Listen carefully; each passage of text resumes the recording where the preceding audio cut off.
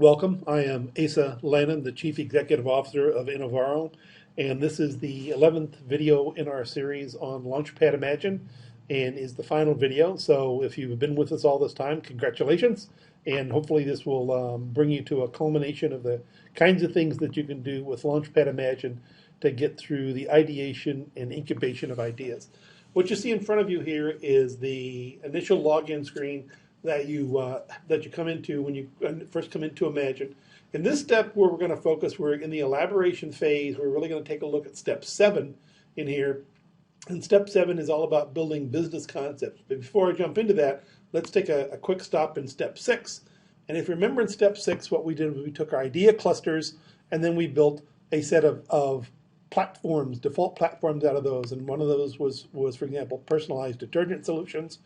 And you'll note that we have each of these select to go forward into the next step, which is about taking these from platforms and building them out into business concepts. So let's take a look at building business concepts, okay?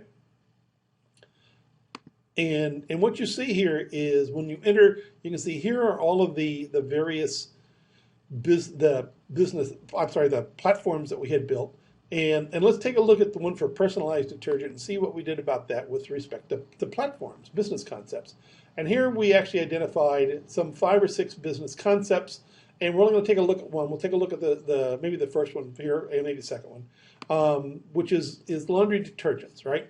And if you remember, we had the idea of personalized laundry detergents, making it customizable to you. And what this really did was to change it from the idea of a personalized laundry detergent into a deliverable business concept and a product. And in fact, this particular product was to build a laundry detergent vending machine that would be deployed in a big box store. And what's really kind of interesting about this is that, you remember we talked about the guy with the smartphone that was doing the tweets and that in using this, you would be able to, either through an application on your PC or an app on your smartphone, to be able to literally to identify how you wanted to have your detergents blended, to have them blended by load, and to have them dispensed and delivered to you right there in the store. And because it was on your smartphone, it'd be able to identify you at any store that you went into where the system was available. So imagine a machine at your local grocery store that sits at the end of the laundry detergent aisle. Oh, by the way, you'll note there aren't any boxes here. It's not on shelf space. And you've been at home and you've said, I've got, a dozen loads of laundry I need to do a week. 3 of them are for my kids' play clothes. They play outside. They get a lot of grass stains and stuff on them. So I need pretty good cleaners and maybe some bleaches. Oh, but one of my kids is allergic, so I've got to be careful of allergic stuff. And I'm not really worried about scents. And those are probably very different from what you want for things like, maybe sheets or pillowcases or your underclothes or things of that nature. So you can literally tell it these are the types of blends that I want to your personal specifications and how many. And when you walk into the store, basically it says it knows who you are because you have your smartphone app. You come up to the machine, you say, I want the usual, and it dispenses packets pre-mixed for your loads. But let's say that the kids are off as grandparents for the next week or two, so you don't need to do kids' clothes. So you say, no, I don't need these 3 this time. Or maybe I want to have a little more scent on something. Or, you don't know what it is, but you can personalize them, you can modify them, or you can get unusual. And it dispenses individual packets. And the idea there is that it's highly personalized to you, but it's any store that you go into where these are available. You can see what you can talk about here in this. Again, we have the questions, who's the target market, what's the concept, what's unique, what are the benefits. Again, these are questions that we start with, but there are things that you can add in here. If you look at what are the critical things you don't know about this business. This company's not in the business making vending machines, right? So they've got to develop or acquire the capabilities to produce it, deploy it. I'm sure you can understand that the maintenance and service of this machine is going to be very different. A smart machine is going to be attached to some type of an internet capability. It's going to tell you when certain of the chemicals are getting low, and you're going to come in and fill the machine rather than deliver new boxes to the shelves. So it's a very, very different kind of a situation there. So that's that. Now you can see this one's in particular for big box stores. A second idea that came out of that was a laundry detergent or vending machine that could be placed at laundromats, at college dorms or large apartment complexes. And you think, well, those probably not the same size as you put in a big box store, but it can also be very useful for the people that go there, and that's what they want to do. So the idea is consistent from a business concept.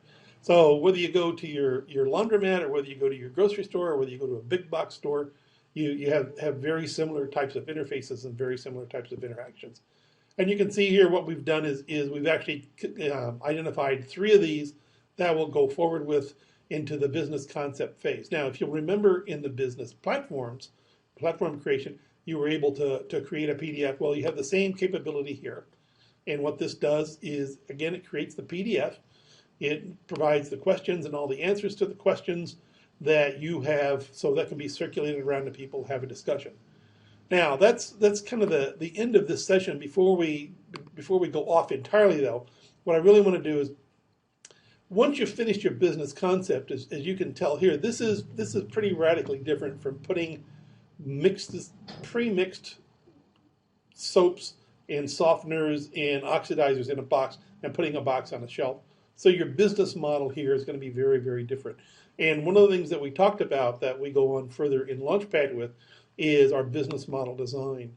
And business model design is, you can see here, laundry detergent vending machine, it'll carry forward for you, is all about being able to develop different business models. And this provides you with a series of guided dialogues to look at your value proposition, to look at your opportunity economics in terms of market sizing for internal estimates and external estimates. And you can have multiple versions of these for the same business concept that you're working on. So you've got a chance to take a look at those. So that's the end of this one. I will tell you that this entire process to develop this was basically 3 guys working part-time for 3 weeks. I will also tell you that one organization, a company that we know, actually has seen this idea and has actually picked it up and is beginning to deploy it in Europe.